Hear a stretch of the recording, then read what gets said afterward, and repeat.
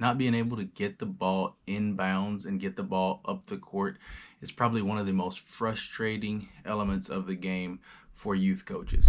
If you're looking for a way to beat a full court press that is simple but effective, look no further. Hi, my name is Rich, and today in this video I'm going to show you how to beat a full court press. One quick thing before we go on, make sure you hit the subscribe button, hit the bell button so that you know every time I come out with a new video.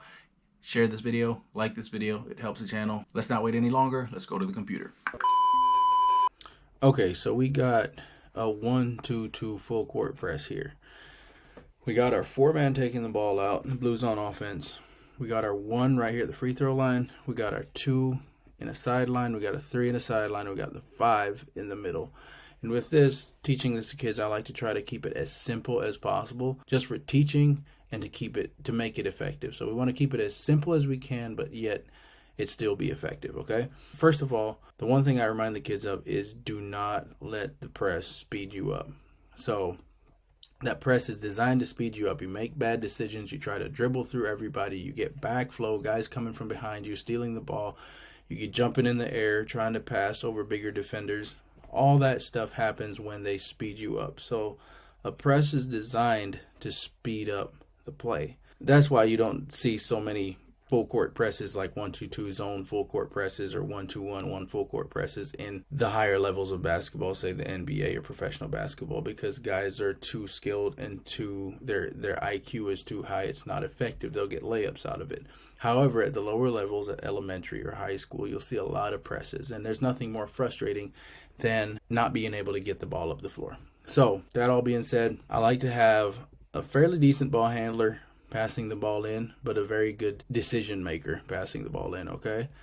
So I always try to teach my 1 to get a catch. He has to have the skill enough to be able to get a catch if he's denied by this guy. So if he gets a catch, I want him to get a catch nowhere down in this area, but somewhere around in here. So when he gets a catch in here, got the 4 inbound, and the 1 gets a catch right here. So say he dribbles, he looks, comes up the court, looks like a trap is coming. Boom. He dribbles 1 or 2 dribbles into that trap. Immediately the 4 steps in, and it's extremely important that the 4 stay behind the line of the ball. 1 or 2 steps a ways behind the line of the ball, because if he's up in this area and the 1 tries to make this pass, there's going to be a lot of deflections there. So we want the 4, we want to stress that point, that the 4 remain behind the line of the ball. So he has to be behind that. As soon as this 1 gets the catch here, I like to send whoever is over in this position, maybe a 2 guard or whoever this is, I like to send him deep. So I like to send him to a deep diagonal, meaning that it will anchor this guy and keep him honest. Because now if this guy comes up, takes that pass away, we still have a sideline here.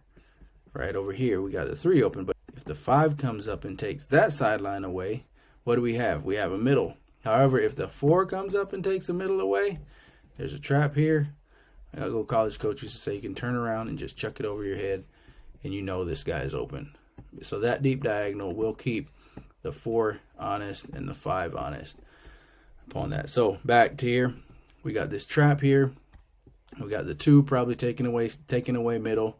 So we pass it back to our safety, our crackback, I call him. So then he dribbles it up the court. Maybe the 1's hustling over here, trying to get a trap on him. If he gets a trap on him, the 3's got to take away middle. So now our 1 becomes our crackback, safety. We go back here. All the while, we're looking to get it to the middle of the floor. And this 5 has got to make himself available. So our goal is to get the ball to the middle, and across the timeline before the 10-second or 8-second count. 1 gets his catch here. He's dribbling up. Here comes the trap. He sees the trap early. If he can get this pass to the 5 right away, that's great. However, it's not normally going to happen because the defense is set up right here. But upon this reversal to our crackback, boom, now this guy's coming up to trap as he dribbles up, and this guy's coming over. So before these guys get here, this is a very possible pass because this 3 is having to try to recover And once we go there, then we're all off. And this guy is a deep diagonal. He'd have been down here in deep diagonal. So once the 5 catches it and the 4 steps up, somebody's got to step up. This could be a layup right here. Boom. Normally, they put the biggest guy in the middle of the court, and hopefully the 5 is skilled enough to make that play. If not, we put a little better playmaker in the middle here that can dribble the ball a little bit, and then they're really in trouble because he can dribble and attack this, and it's a 3-on-2.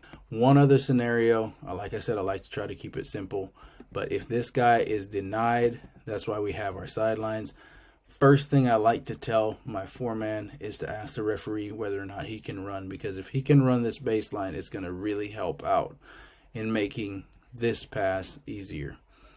Anyway, so if he's denied, say the 1 is denied, he can't get a pass, then we have the 3 coming up the sideline, yelling sideline, sideline, sideline. 4 passes into 3. The 1 immediately becomes a shooter, and so we're looking for this right here. Boom, and then we're just off because we have momentum going right down the middle because we've gotten the ball to the middle of the floor. So I like that scenario too, with a sideline to a shooter. That's it. That's pretty much all you need to know to beat just about any press. A 1-2-2, a 1-2-1-1, or whatever they throw at you, whatever full court zone press that is thrown at you, you can beat it with this alignment. Thank you so much for watching. I hope the video made sense. If you have any questions, please drop them in the comment section below. If you have a subject that you want me to cover in a video, please drop it in the comment section below as well. Subscribe to the channel, hit the bell notification, share this video, like this video. It really helps the channel out. Thank you so much for watching. Until next time, same place, same time. God bless. Peace.